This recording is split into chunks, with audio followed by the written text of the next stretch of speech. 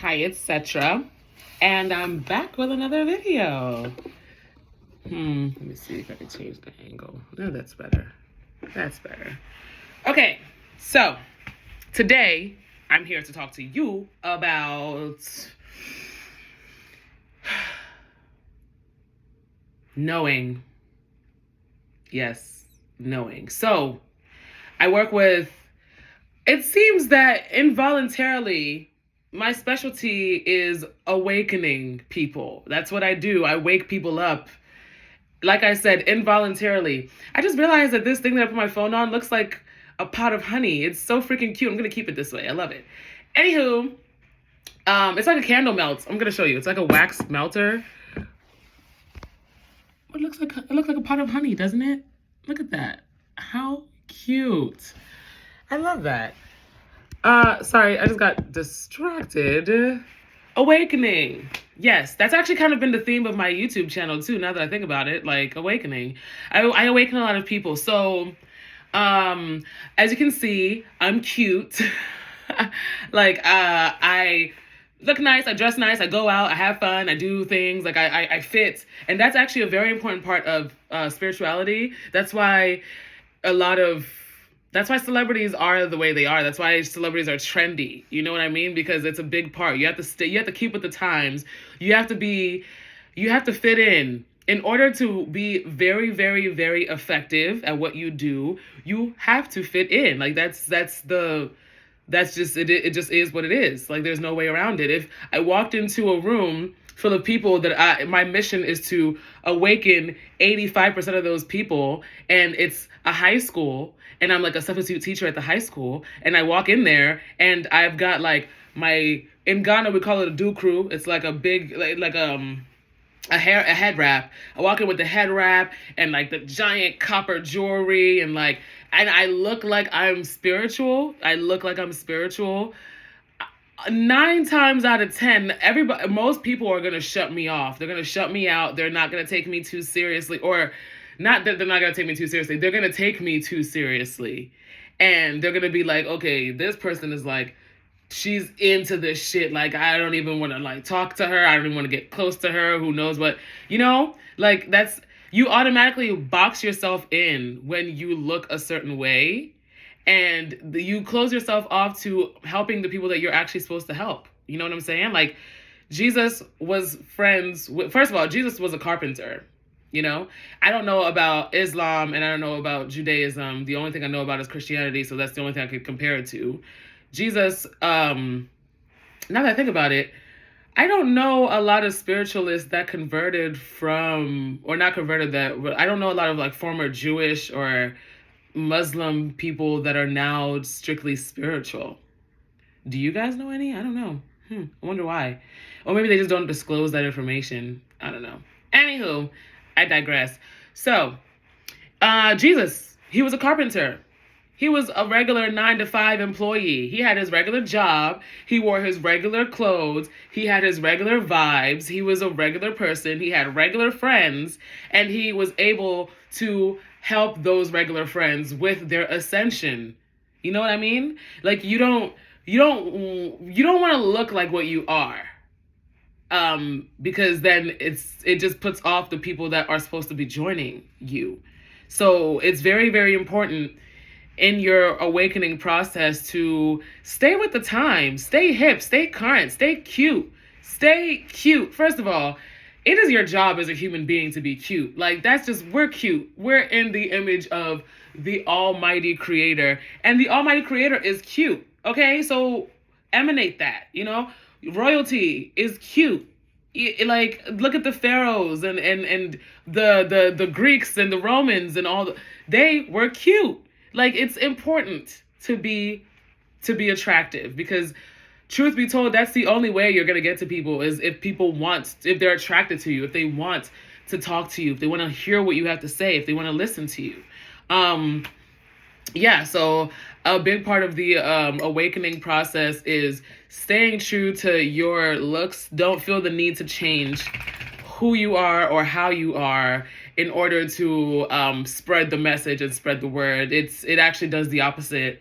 And it's very easy when you first start. It's very easy to want to do that kind of stuff. It's very easy to, oh, I'm gonna just like as you can see, I do have I wear sacred jewelry. I got my crystals or whatever. It's actually my newest addition. Love it. It's an evil eye, but it's Native American. I forgot which tribe it is, but it's a whole bunch of different crystals, and it's been like polished and sanded down. Silver, I love silver. Silver is really, really high vibing. I like silver more than gold. I'm from Ghana, so gold is literally life. And I'm black, and it seems like all black people love gold. Like gold is life. But then you ascend and you realize, no, silver is life. Gold is very earthly. You know what I mean? Like gold has its own vibration. Gold is its own thing. Gold is powerful in of itself. Gold is gold at the end of the day. However, there are things that vibe higher than gold, and silver is one of those things. And you know how silver is one of those things that vibe high? It's cheap. And I know it sounds crazy, but I mean, look at crystals. Yes, crystals can get expensive, but crystals are literally dirt cheap. You can get crystals for 50 cents, $1. You can get a whole bag of crystals for like $5 at your local metaphysical shop. Crystals are very, very high vibrational, high energy. That's why they're cheap. Look at the healthcare system. Healthcare system is trash. Western medicine is horrible. It's poison to your body for the most part. There's some good. I'm not going to say that it's all bad. There's some good. But for the most part, it's horrible. And look at how expensive it is. You have to be wary of things that are expensive, is what I'm trying to say, because most of the time they're scamming you. They're trying to get you. You got an iPhone is $1,000. That's ridiculous. It's a phone. You know what I'm saying? And it's not that great. We all know it's not the best phone. I mean, I have an iPhone. We all know it's not the best phone. It's a phone. It's $1,000. And a flip phone, which is like indestructible, great battery life, great camera. It gets, you can make your phone calls and all that. It's what? Like $10 at the dollar store. But in reality, in the case of like a world destruction, a flip phone is the phone that you want to have. A flip phone is the only phone that's going to work for you in any circumstance. And it's literally $10 at the dollar store. I don't even think they sell them at the dollar store anymore. I think it's like an Amazon purchase or something these days, So my point is, most of the things that are expensive are things that you don't want. Like you don't want those. They're low vibrational. That's why they're high in money value, because they're low in spiritual value. Things that are high in spiritual value are usually lower in money value. And those who understand it, actually, we work with it. We invest in it. And silver is one of those things. This is pure silver. Everything I'm wearing is pure silver. It's called sterling silver 925 or whatever. It's pure silver. That's just what it is. The stuff that you use for like your forks and your knives and stuff, that's fake silver. It's like aluminum and a whole bunch of other stuff mixed in there. But sterling silver is real silver. Genuine silver is silver, and silver is very high vibrational. It actually helps with your third eye. It helps you stay on the ethereal frequency. It helps you remain, it helps you remain calm and keep your composure. It's really good for the angelic realm. It really is. A lot of angels are dripped up in silver. They are. Like their trumpets and everything, silver. Angels are dripped up in silver. There are actually angels that are silver. You know what I mean? Like silver is very, very high vibrational. Silver on my earrings. I love it. I love it. And I used to love gold. But that's the thing about when you become conscious, you start to see through all of the illusions. I grew up very much designer, Gucci down to the socks. Ew, you don't have a Louis bag. Who are you? I need like the latest this and the latest that. Like that's how I was raised to think. And then I ascended and I realized that is not at all what you want. Like so I needed to pay my rent and I didn't have any money to pay my rent. I literally, I manifested everything at once except a job. Okay. But that's what happens when you work with the spirit. You don't need a job. Okay. You don't need a job to do anything. Money quite literally manifests itself in many different ways. And you start to learn the value of things. You start to learn the real value of things, right? So I had a army of designers, designer bags, designer clothes, designer shoes, designer wallets, you name it, I had it in designer. Guess how much you can resell those things for? Like when you're in a crunch, when you're in a bind and you really need money like right now and you don't have time to like put it up on Depop or on the Real, you need to sell it to a pawn shop or you need to sell it to a consignment store, you're getting pennies on the dollar. My Neverfull bag, which was $2,500, they're only buying it for $500, guys. They're only you're gonna be lucky if you get it for $1,000. You're not getting your Neverfull back for $1,000 unless you go to a consignment store and you wait and you wait and you wait and then somebody buys it for a crazy amount. And I'm using Neverfull because Neverfull is a really valuable, really expensive Louis Vuitton bag. It's huge. It's a carry-on. And it's worth nothing. But my crystals and my silver and my books, esoteric books and different things like that, those things have resale value. You see what I'm saying? So it's when you start to actually see how the frequency of money works, and you see how the barter system never went anywhere, it just got really good at disguising itself. And for those of you who don't know, a barter system is pretty much trade, like what we've been doing since the beginning of time. I'll trade you this spice for this gemstone, and I'll trade you this gemstone for this color dye. That's another thing. Colors, dyes, those things that our ancestors got wealthy off of are still things that people get wealthy off of today. Color textiles. Have you ever even seen a textile mill? Probably not. But do you know how much money is in colors and textiles? I went to a bead shop the other day and the inventory is crazy. And the upcharge for a simple handmade beaded jewelry is insane. And all of those things are high vibrational. Color textiles, color mills, color dyes, and like color powders. Those things are worth a lot of money, and color in itself is worth a lot energetically. And that's why I've been working a lot with color magic, and color magic has actually been very effective for me because it's the psychology. I mean, it is what it is. You see, I went on a date yesterday and I wanted them, like, he was already infatuated with me or whatever, but I wanted him to I wanted to really draw him into me, and I wanted him to just be infatuated with me and leave a lasting sex appeal on him, And so my nails are painted red. And I wore a green outfit because green appeals to the heart chakra. And it worked out perfectly. So colors are very effective, and it's very ancient magic, and that's why back in the day only the royals could wear the deepest blues and the deepest purples and all that, because it truly does emanate a certain vibe that if you're not trained to carry that vibe with you, it's a waste.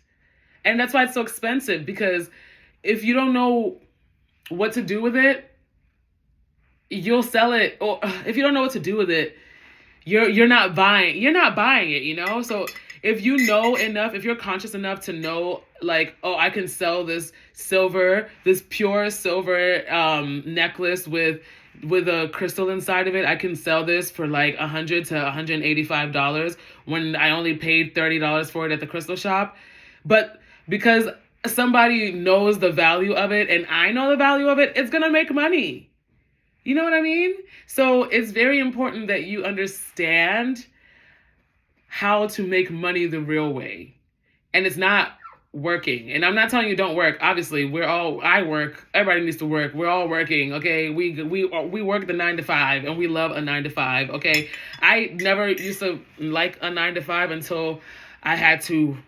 And now I love a 9 to 5, and I'm so grateful for my job, and I love that I'm an admin assistant and I love that I work for a corporate company. Like, it's necessary because, like I'm saying, you need to stay with the times.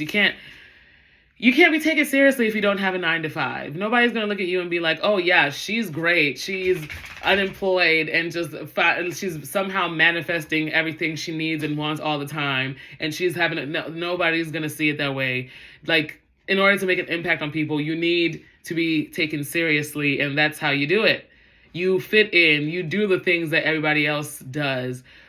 But you have your own pizzazz. You have your own signature with it. And yeah, I do the 9 to 5, but then I also do this. You know, I also give you guys ascension details and tips, and I make tinctures and charms and potions, and I do that. But then I also have a 9 to 5. So depending on who I'm talking to, that's the aspect of myself that I illuminate, and none of it is a lie. Those are all me, but just different aspects of me. And I know reptilians get a really bad rap and all that. But the chameleon spirit, the reptile spirit, the ability to blend and merge and be, I guess it's also the octopus spirit, huh? That's very vital. It's very important in this game of life. It is very important. Your words, I know you guys have heard it before. Your words are very important. Your words are definitely spells, especially for if you're like me. If you're a mermaid, words are very powerful. Mermaid, a lot of our power is in our voices, in our cooking, in our looks. Heavy on the cooking. Mermaids cook a lot. My mom is a mermaid, and my mom is a legit mermaid. Like, she transitioned from the water to land and stayed a human on land. Like, she's legit. I mean, she was born obviously, but she crawled into my grandma's womb. I don't know how to describe it. She manifested herself from the sea, which are actually the heavens. I'm not gonna get into that topic right now, but she manifested herself from that into the womb of a human, into a human womb, and then she was born, and it was actually she knew everything because, mermaids, we live forever. We never die. So she knew everything already in Ghana, but she knew it before it was Ghana, and she knew what used to be there in the 1920s, what used to be there in the 1810s, what used to be there in the 15th century, and she would walk around and tell everybody, and they would commission historians, and they would talk to her, and they would be like, yeah, no, everything she's saying is 1,000% accurate. She's right, but also it's Africa. We know magic. We know things like that exist. So it wasn't shocking, but it's also, I imagine, a cool experience, to experience a mermaid reincarnated as a human, telling you about the place that you've read about, but she's actually experienced. That must have been pretty cool on her part. Yes, so it's very important to stay with the times, to stay with, you need to you can't check out. I knew this girl a few years back when this was in the beginning of my ascension process even. I had just decided to start this journey, and she was already in it, but she did it, I don't want to say the wrong way, because there's no wrong way to start your journey, but she did a lot of acid, okay? She did a lot of acid. She did a lot of psychedelics, and she pretty much forced open her third eye at a very young age. I'm talking about 12, 13. She was multiple tabs a day. She really went in there and tapped into a lot very young, and she didn't really understand a lot of it, and it messed her up in her growing up, because then she didn't understand the importance of the physical and the metaphysical, so she didn't understand how the body and the mind and the spirit work as a trio. She was overweight. She didn't take care of herself. She didn't care. She didn't care to work. She didn't care to comb her hair. She was like, well, I'm an ethereal being. I don't care about this. I don't care about this body. There's things beyond this. This is nothing. This is not important. And I'll try to explain to her no, but it is. It's a package deal, babe. You're not just one, you're all, so you need to take care of the all. It's not just, oh, let me take care of my spirit, let me just meditate, and let me just do and work with crystals and do this and do that spiritually, and let my physical go. Who gonna listen to you? If you coming at me, if you're a homeless person trying to tell me how to connect with God, why would I listen to you? You don't represent God. Why? You don't represent my conception of God.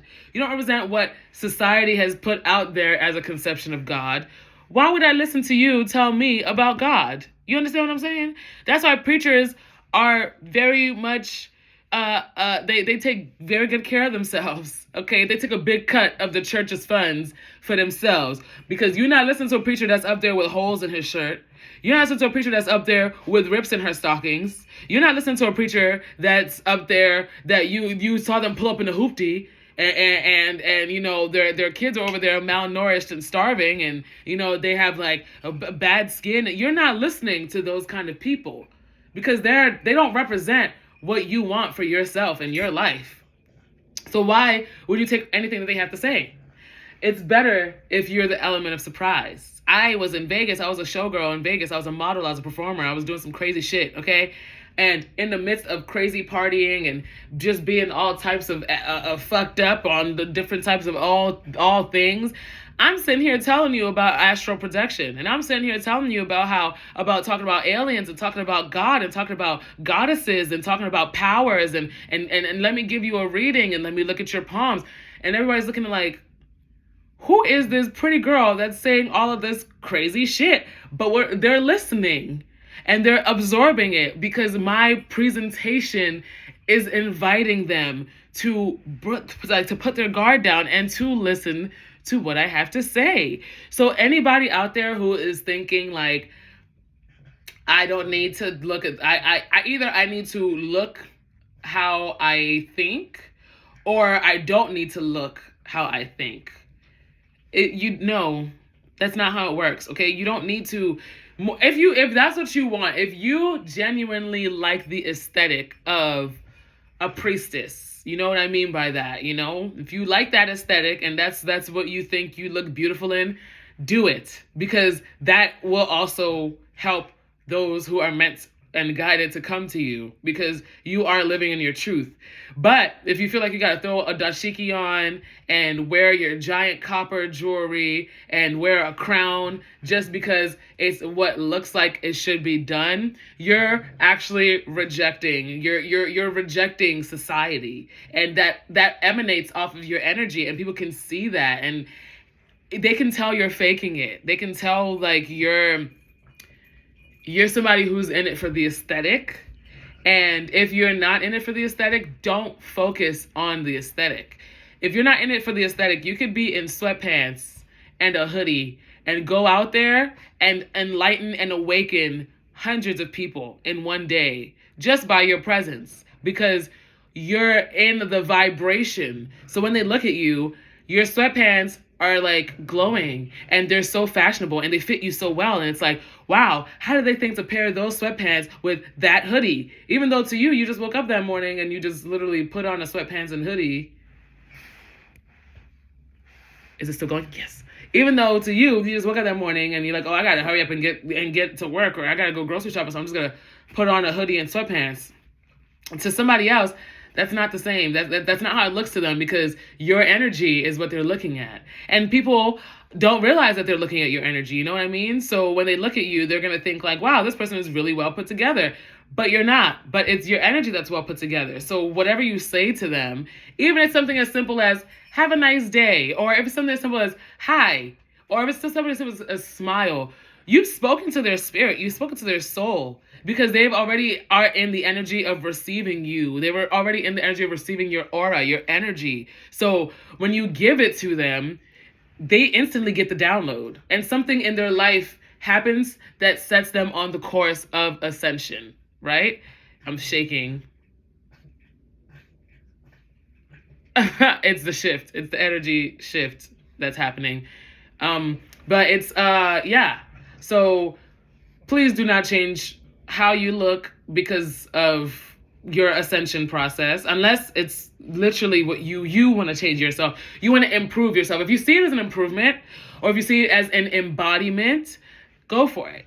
But if you see it as something that you should do, don't.